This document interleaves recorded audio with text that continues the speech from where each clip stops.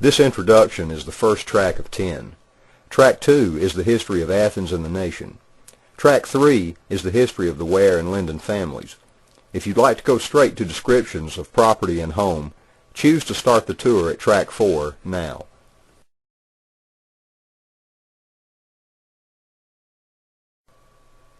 Track 2, History of Town and Nation. Begin the tour at the front door of this late 1840s house by walking from the grandly furnished dining room through the back hall. Enter the wide central hallway leading to the front of the house.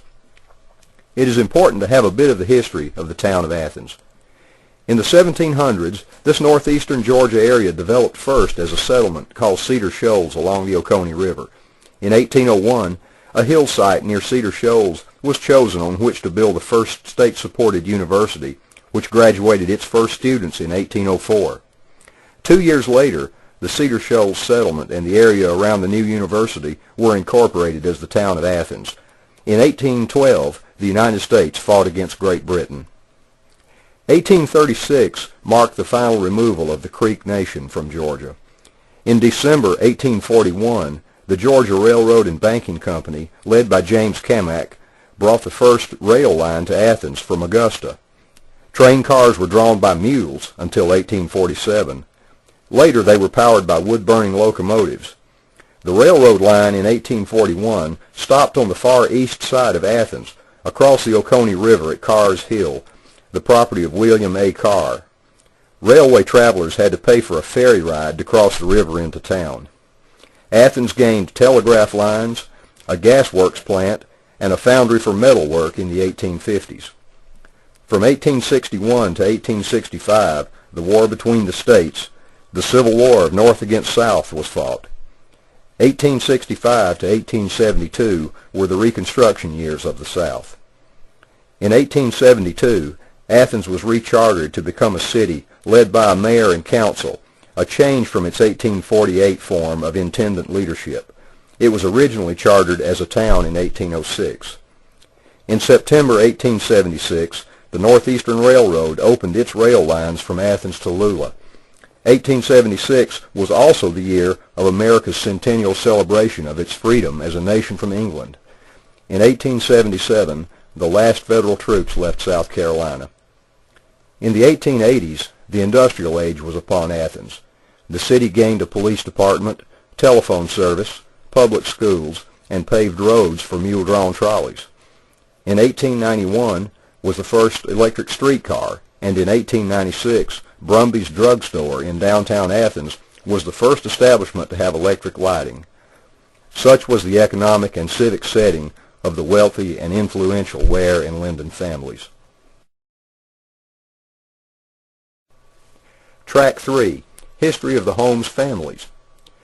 Dr. Edward Roswell Ware built this heavy Greek Revival-style house to the north of Athens in the late 1840s. He practiced medicine with Dr. Henry Hull for a time, and he co-owned a pharmacy, when they were called apothecaries, with Dr. Reese from 1841 to 1850. Dr. Edward R. Ware was regarded as trustworthy and sincere. He was the first intendant of Athens' governing body in 1848.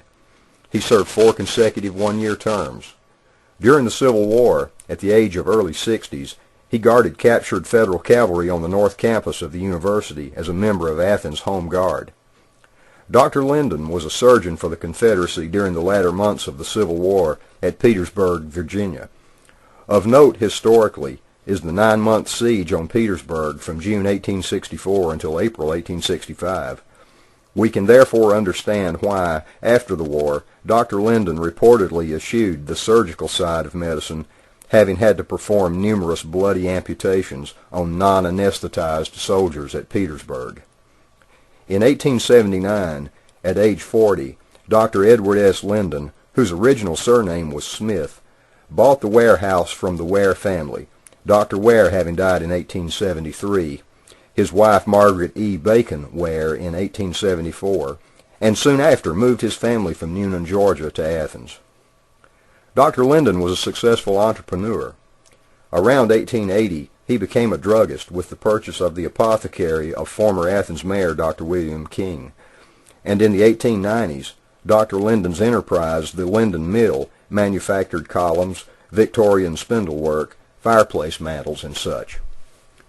The Ware-Lyndon house is large, but be aware that in all probability at least 13 people lived together in the home in 1880, because 18 persons are shown in the 1880 Athens census, 5 of whom were Negro employees likely living in separate quarters on the property.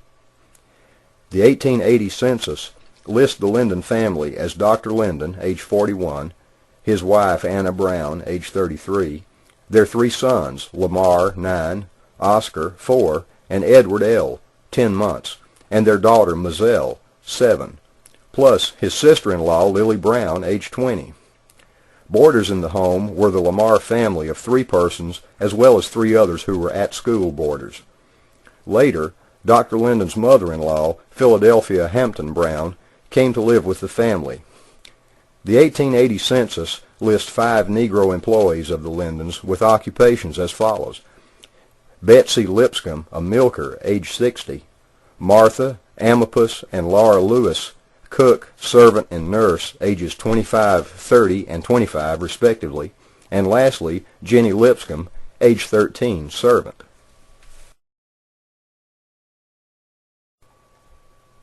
Track 4, Property and Porch.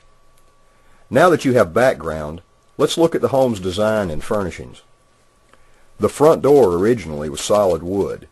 This door, with Victorian bevel plate glass through which you can see into Athens, is from around 1900. Look through the glass and imagine a horse-drawn carriage coming to the house in the 1840s, traveling from Athens on Jackson Street, then a dirt road, not yet paved, onto the carriage drive, arriving at the front of this grand house. The road at this time was level with the house property, not graded severely as it is now. The porch of this 1840s home likely was a small portico with 2 or 4 one-story columns on the front. Its present size and decorative cast iron represent the renovation of the home in the late 1850s, when it is believed to the porch was added an Italianate-style cast iron, and it is believed but cannot be proved to the house was added larger window panes in the lower window sashes. The process for making large sheets of glass did not come about until the late 1850s, so the window panes could not date back to the original house of the late 1840s. The porch you see is a recreation of the 1850s porch. The acorn design, including the arches, was copied from photographs of the original ironwork. Note the lacy-like iron out on the very exterior edge on the outer drip course of the roof. All the elements are back to give the general shape of the 1850s porch. You will see a section of the original 1850s ironwork plus a photograph of it in the exterior view of the house as displayed in the Athens Historic Display Room. The porch floor is Ipe wood, spelled I-P-E, from South America that might be as old as 400 or 500 years. The molding around the front door and the big heavy molding over the windows is very typical of 1840s houses and is representative of an early Greek revival style. Imagine the prime location of this house as you look toward Athens. It was built on a rise that formed along the northern part of Athens. It and the stately homes along Prince and Millage Avenues were showcased atop the northern rise for the town dwellers to admire. This house and its property comprised several hundred acres. In 1876, along its western border ran the Northeastern Railroad. Dr. Ware sold some of his property for the railroad right-of-way. Well-to-do, mobile Athenians had private rail cars on the railroad lines.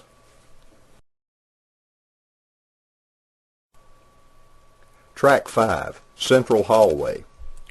Turn now to the hallway and consider the home's vast interior. The house is a 4-over-4 design, with 4 rooms on this level and 4 rooms upstairs, and 4 chimneys. Both levels of the house have a central hallway, which create a division of 2 rooms to the east and 2 to the west.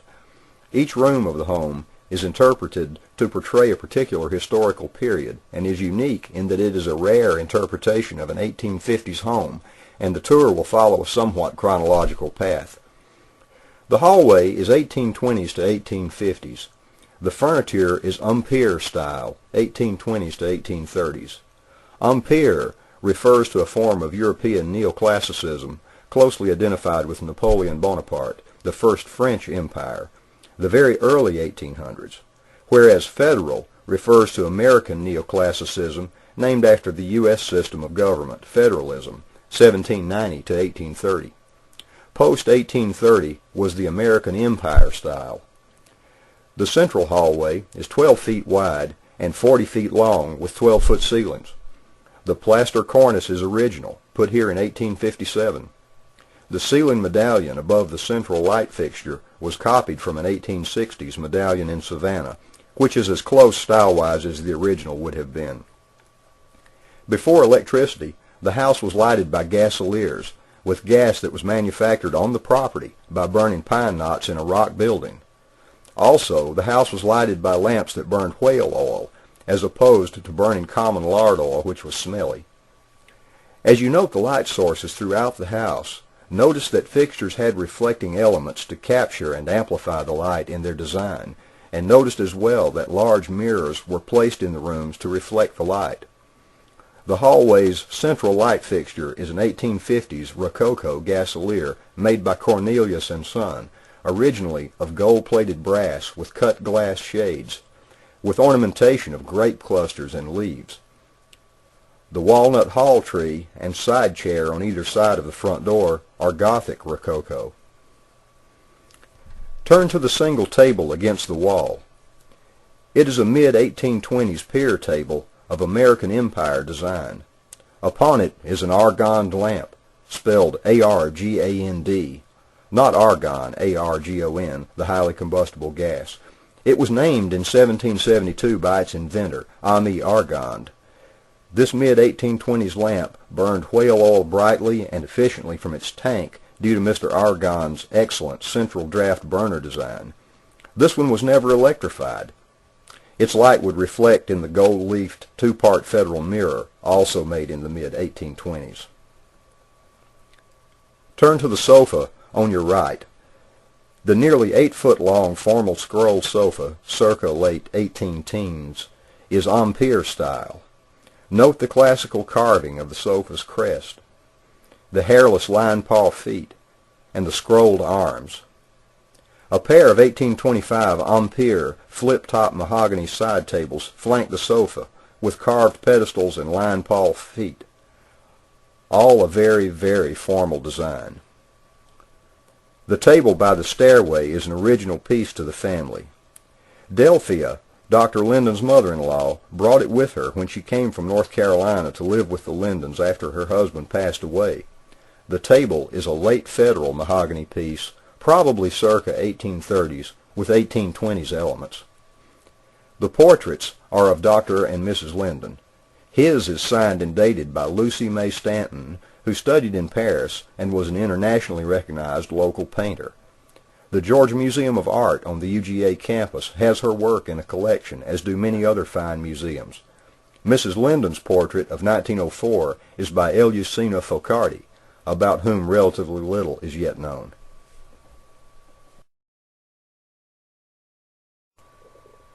Track 6, Front Double Parlor. On the same side of the hallway as the sofa and portraits, the home's east side, are the double parlors. Please enter the parlor door closest to the front of the house. These rooms are pure 1850s, the time of Dr. Ware and his family, the mid-Victorian era of American Rococo style. The front parlor was the more formal of the two rooms, but with the large sliding doors open, both parlors would have been used for special or large occasions. Both the Wares and the Lyndons entertained frequently, and if the dining room overflowed, the parlors had ample seating. En suites were the fashion of the day, with matching fabric on sofa, chair, and drapes. With the exception of the gentleman's chair to the right of the fireplace, the furniture in the front parlor is a set. This 10-piece rosewood parlor set was made by John Henry Belter, a German-American furniture maker who lived mid-19th century in New York. He patented a method of curving the wood of the backs of chairs. He glued multiple layers of rosewood together, alternating the direction of grain of each layer. He glued them one upon another. Then he steamed the glued layers in order to shape the piece in metal presses over many days. It was an arduous and skillful, patented process developed by Belter. The pattern on the chair backs is called Rosalie without grapes and is hand-carved. The exclusive with grapes set is in the Rosalie Mansion in Natchez, Mississippi, a mansion built on historic Fort Rosalie property. On that set, Belter's hand-carved grapes drape the sides and tops of the chairs. Belter lined the inside of the backs of his chairs with newspapers to protect the upholstery from glue that might leak through. These were newspapers written in German that had English dates and addresses that were sold to his German-American community in New York. The newspaper backing was removed when the chairs were reupholstered, and a photograph of the original newspaper can be seen on the étagère. Not only did the room's furniture have a theme, its architectural art did as well. Look at the decorative plaster cornice. You see a stylized shell which is repeated in the ceiling medallion, in the carving on the marble mantel, and around the circular mirror. When you visit the Athens Historic Display Room, you can see an 1897 photo of the front parlor when it was decorated for the wedding of Dr. Lyndon's only daughter, Moselle. In it, you can see the circular mirror reflected in the overmantel mirror.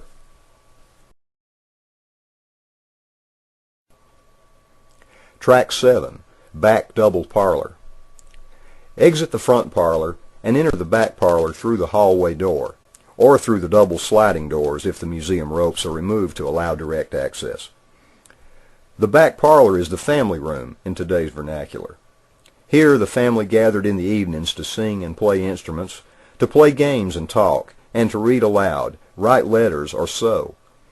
Each family member cultivated his talents so as to contribute to the entertainment of his family and to guests. The shell theme is visible here, as in the front parlor, and the seating is 1850s in the same Rococo Revival style as the front, but less elaborate and mostly of walnut, not rosewood. The main lighting is an 1860s 5-armed gasolier over the center table. Spot lighting is provided by whale oil lamps, such as the large one on the center table or the smaller lamp seen on the rosewood 1850s mechanical writing table. It is in the front parlor, just on the other side of the sliding panel. On the square piano are large Old Paris porcelain oil lamps, circa 1860s. Candle fixtures called girandoles complete the lighting of both rooms. Note the long prisms for reflecting light that are around the candles of the brass 3-piece girandole set on the mantel.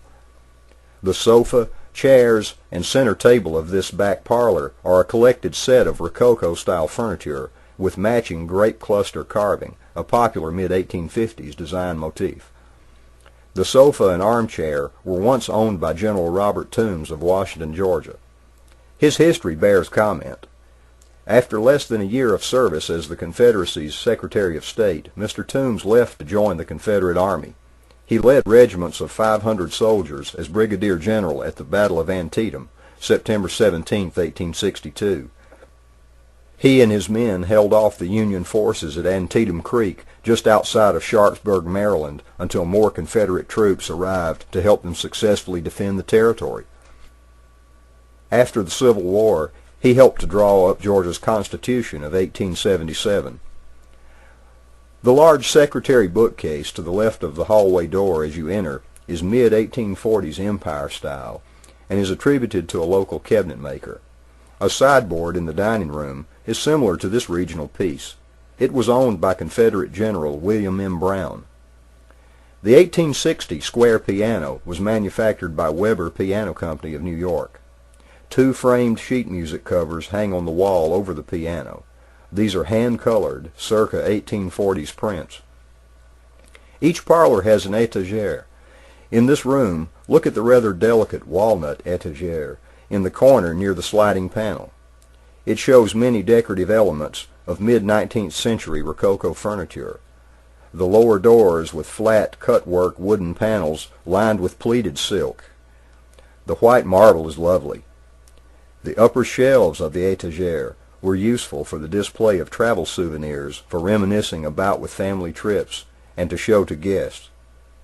Moselle Hodgson, Dr. Lyndon's granddaughter, known as Chick, spoke of a custom in her grandfather's day called the Grand Tour, whereby young men added to their cultural education by visiting Europe.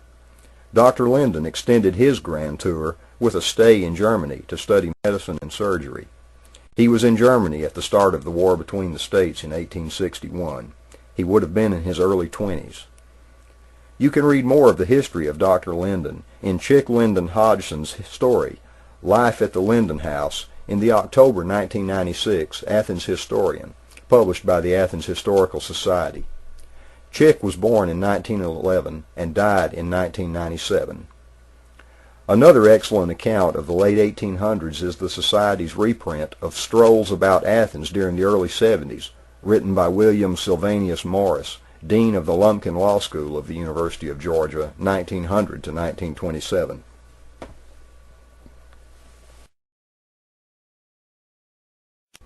Track 8, Lyndon Parlor. Walk across the hallway, away from the double parlors toward the front of the house and into a study called the Lyndon Parlor, which is called this because many Lyndon family pieces original to this house are in this room. This room interprets the years approximately 1850 to 1890, late 19th century, whereas the double parlors, as you will remember, interpret the 1850s. This room's colors are darker than in the double parlors, and the cornice and picture molding represent 1880s style and are much simpler than the elaborate 1850s Rococo cornice of the double parlors. The restored stenciling above the molding is an exact copy of the original stenciling from the dining room, and both are latter Victorian fashion. The furniture is eclectic, less matching, a mixture of styles rather than a set or suite. It was felt that mixing of styles reflected a homeowner's more sophisticated taste and gave evidence of travel. The wedding dress was worn by Dr. Lyndon's daughter, Moselle, in 1897 for her wedding to Thomas Alexander Burke. The dress case came from a turn-of-the-century, 1900s, ladies' dress shop. Wedding photographs of both Moselle Lyndon in 1897 and her daughter, Chick Hodgson, in 1933 are on display beside the dress. Chick updated the neckline of the wedding dress to the style of her day. The Lyndons were wealthy, wealthy people. Moselle studied opera in New York and in Atlanta, and the Lyndon family traveled in their railroad car to New York for the opera season every year and stayed for weeks. However, Dr. Lyndon did not consider it proper for his daughter to sing for remuneration, but he did permit her to perform for guests on their front lawn in Athens with the New York Opera Company accompanying her. The bookcase and mantel are 1880 Eastlake style. The mantel is not marble, but faux-grained slate, an excellent example of this genre. The Lyndons' wealth allowed them to travel extensively. When wall-to-wall carpets were no longer fashionable, wooden floors being the style instead, the Lyndons, while traveling abroad, selected rugs like the room's handmade Persian Bokhara rug, circa 1880, to show off their home's beautiful heart pine floors. The real vegetable dyes are beautiful for a rug more than a century old. The vase in the corner behind the settee is a wedding gift to Dr. and Mrs. Lyndon, purchased in 1872. It is majolica.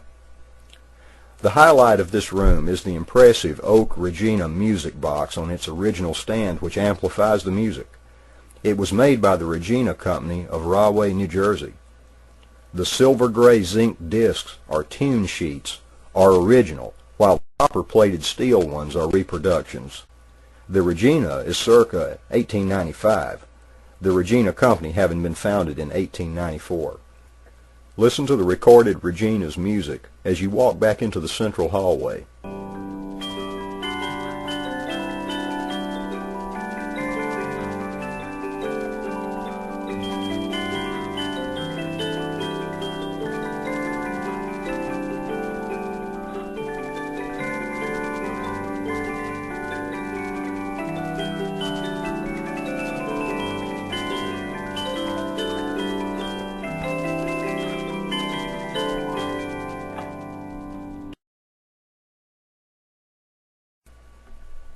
Track 9, Athens Historic Display Room. As you walk to the display room, Notice the perfect replication of the original 1850 stairway as you pass it on your left. For example, look at the newel post at the bottom of the stairway. Look at its shape and staining. It is a beautiful replication of the 1850s post. Interestingly, when the Lyndons sold this home, Mrs. Lyndon had workers remove the stairway, the downstairs mantels, and the exterior ironwork in 1920. Stairway and mantels were added to the Lyndons' new residence in Washington, Georgia. Past the stairway, turn left into the Athens Historic Display Room. Originally used as a bedroom, today the Athens Historic Display Room contains memorabilia that you can take the time to peruse after the tour ends in the dining room. Read the many interpretive cards for interesting details. Many famous and influential people were from Athens. For example, Dr. Crawford Long, who discovered anesthesia, lived and practiced medicine in Athens. You'll see mid-1800s medical equipment in the display when you return. The historic room is notable for what is in it. Incredibly, its contents are almost all those of Ron Evans of the House Museum Committee, who has created the room. Do note before leaving the original decorative ironwork standing just inside the doorway. It was cast at the Athens Foundry circa 1856 to 1857. It is identical to ironwork on the Lucy Cobb Institute. Hanging on the same wall as the ironwork, note the photograph of the house exterior that clearly shows the original ironwork. Note the geometric design in the vertical sections.